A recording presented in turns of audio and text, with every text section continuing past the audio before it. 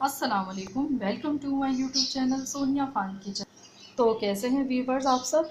उम्मीद करती हूँ इंशाल्लाह आप सब खैरियत से होंगे। आज हम अपने चैनल पर रमज़ान स्पेशल में इमली की खट्टी मीठी चटनी बना रहे हैं। इस चटनी को हम दही बड़े के साथ भी इस्तेमाल करते हैं, चना चाट के साथ भी खाते हैं, पकोड़े, समोसे, इन सब चीज़ों के साथ ये बहुत ज़्यादा मज़े की लगती है। तो चलिए हम इसको बनाना शुरू करते हैं। इमली हमने ली है 200 ग्राम।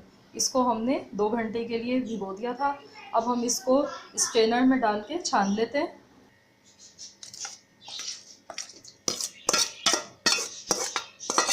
इमली का हम पल्प निकाल लेंगे अच्छे से।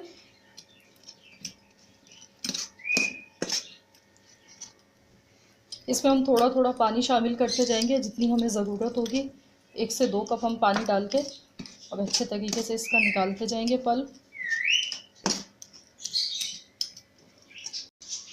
ये देखिए इसका हमने निकाल लिया है पल्प। ये देखिए निकल चुका है। इसको हमने बिल्कुल लो फ्लेम पर पकाना है। ये देखिए इसकी कंसिस्टेंसी। इसके मसालों में, स्पाइसेस में हमें चाहिए है चाट मसाला, ये 1 टीस्पून हमने लिया है। ब्लैक सॉल्ट है, काला नमक, ये हमने लिया है 1 टीस्पून।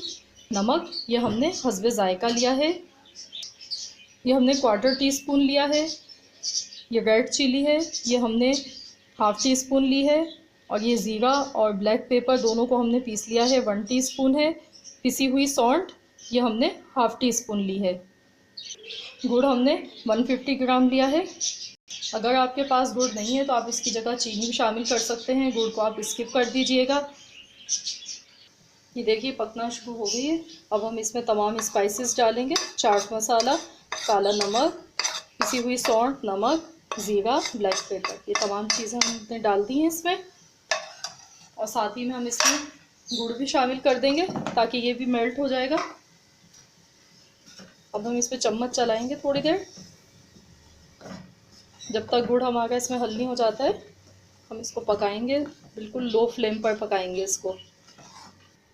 हम इसको तकरीबन 15 मिनट तक पकाएंगे, जब तक इसकी कंसिस्टेंसी हमें बिल्कुल सही परफेक्ट नहीं मिल जाती। जब तक हम इसको पकाएंगे बिल्कुल लो फ्लेम पर। बहुत इजी चटनी है, आराम से बन जाती है, कम वक्त में तैयार हो जाती है। तो आप भी इसको रमज़ान के लिए पहले से ही बना के रख लीजिए और इसको आप कांच की बोतल में स्टोर कर लीजिए, तो ये कि आपकी ये ज़्यादा अरसे तक स्टे करेगी।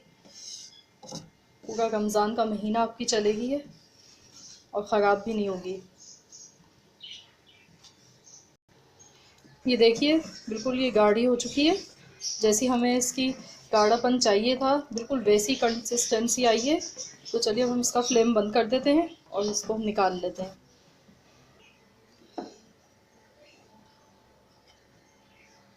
ये देखिए, और जब ये ठंडी हो जाएगी तो ये मज़ीद और ज़्यादा गाढ़ी हो जाएगी चटनी हमारी। ये देखिए मैंने तो इसको टेस्ट किया है, बहुत ही सुपर डुपर हमारी चटनी तैयार हुई है। आप भी ज़रूर इसको ट्राई कीजिएगा, बनाइएगा और अपना फीडबैक मुझे ज़रूर दीजिएगा। अगर मेरी आज की रेसिपी आपको पसंद आए तो प्लीज़ मेरी वीडियो को ज़्यादा से ज़्यादा लाइक कीजिए, शेयर कीजिए, कमेंट कीजिए और अपना बहुत ख्याल रखिएगा। मिलते हैं इंशाल्लाह नेक्स्ट रेसिपी के साथ। अल्लाह हाफ़िज़।